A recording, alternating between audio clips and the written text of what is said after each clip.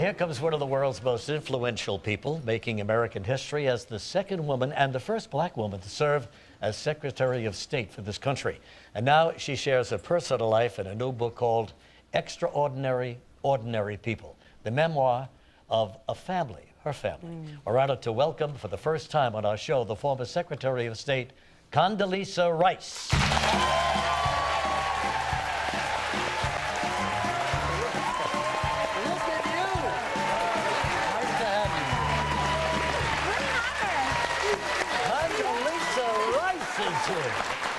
All those years looking at you on the front pages of the papers. And Condoleezza is such a unique name. Yes.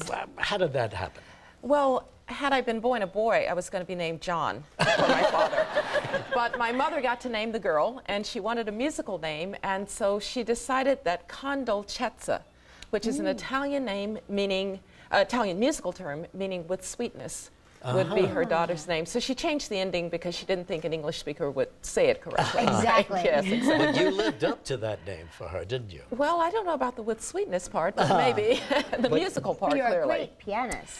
Well, I studied piano from age 3. My grandmother started teaching me when I was age 3. I love to play, and it's given me some wonderful opportunities. Lucky girl, but to have two parents who were so interested in education. One, your mom was a teacher. That's right. Your dad was a minister and an educator. Right, right. High school guidance counselor, later a university administrator. They believed that the answer to life was faith, family, and education. And I believe that too. Yeah. And your father was a high school guidance counselor, or your mother? My father was a high school guidance counselor. My mother was a teacher, first an English teacher. As a matter of fact, my mom taught Willie Mays in high school. No kidding. Yes, she did. Wow. And he told me that she said, you know, you're going to be a ball player, so if you need to leave class a little bit early, you go right ahead. And so he remembers that to this day. That's incredible. Yes. Yeah, it's funny, the guidance counselors in school, I think, are very underrated, because I found that mine really influenced me and encouraged me to pursue sort of the entertainment industry, and it never would have occurred to me without his suggestion. Absolutely. My father, because he was a high school guidance counselor and a Presbyterian minister, had a whole group of kids in his youth fellowship program. They would come at 4 o'clock on Sunday afternoon. Many of them were his students. Many of them weren't even members of his church. But those kids have gone on to do remarkable things, including the young man who is currently the University of Maryland, Baltimore's president. Oh my gosh. The first woman to be a governor of the International Monetary Fund, a couple of Pulitzer Prize winning journalists, and they very much all credit my dad with what he did for them. So you're right, guidance counselors make a difference. Yeah, they It's do. wonderful. You know, I was reading the book and I was just thinking about all these young kids who either have a single parent or in some cases neither one, with the grandmother or whoever they can get. It's a tragedy what's going on. It is. It's very sad, because if you have parents who give you unconditional love, you have a head start in life that can never be replicated. But even for kids who don't have parents who are like that, I think they need an adult. Maybe it's a grandparent, maybe it's a teacher. Mentor. A mentor. Maybe it's somebody in the community. Our community was a very strong community network of people who cared about us and made sure that we stayed on the straight and narrow, made sure that we believed that we could do anything. And look what happened to you. You know, it's an incredible story. We'll be right back with Condoleezza Rice. Still ahead on Live, Hillary Duff.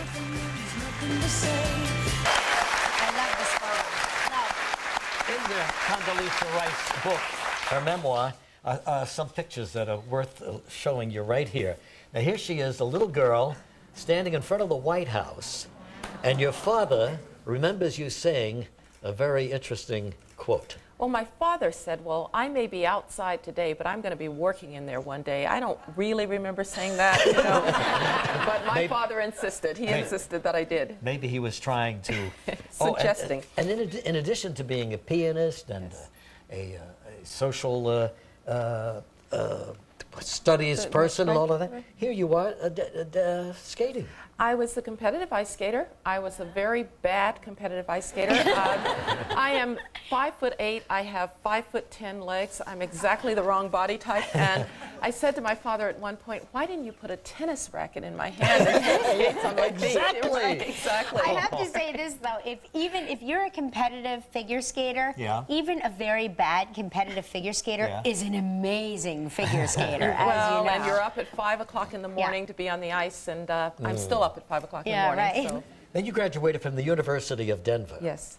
And then moved on to get a master's degree at Raleigh Suns at Notre Dame. Raleigh That's Suns, right. Notre Dame, right here. And then, of course, the PhD. And then when did politics really enter your life? Well, politics entered my life through foreign policy. I became a specialist on the Soviet Union, and I met Brent Scowcroft, who later on became President George H.W. Bush's national security advisor. Brent brought me to Washington, and then President George H.W. Bush introduced me to his son. When he invited me to Kennebunkport in 1998, he said, "You know, I'd like you to meet my son. He might be doing something in the future." And that's how I got to know George W. Bush, and that was really my entry into the White House. You became very close to that family, I didn't you? did. I've been very close to the Bush family. They're wonderful people. They are a terrific family. Yeah. It's such a hard business. I mean, you must have had so many sleepless nights, and so much of the time you must have thought, why am I doing this? If you're going to do it, though, if you're going to have the jobs that I held, you might as well do it at a time of consequence. And I felt strongly that because of what had happened to us on September 11th in this very city, that it was really an honor to serve. And I'm very grateful that there wasn't another attack, but I know that it was because people were working every day hard to prevent that. And so that and my faith in the United States, my tremendous faith and admiration for our men and women in uniform who volunteer to defend us. This made my job, when I saw what they did, I thought, my job is easy. I have no right to complain. The book kind of ends right there when you become associated with the younger Bush. Yes. But the story of you growing up is inspirational, and I hope other parents can read it, know what they can do for their children, the way your parents did for you. One question I have. You know, we're in this very rugged voting season, election year right around the corner.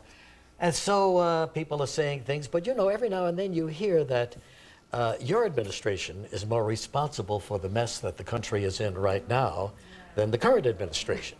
How would you answer something like that? Well, look, I think that we all do our part, and I am going to let this administration have their chance. You know, it's not fair to chirp at them from the outside.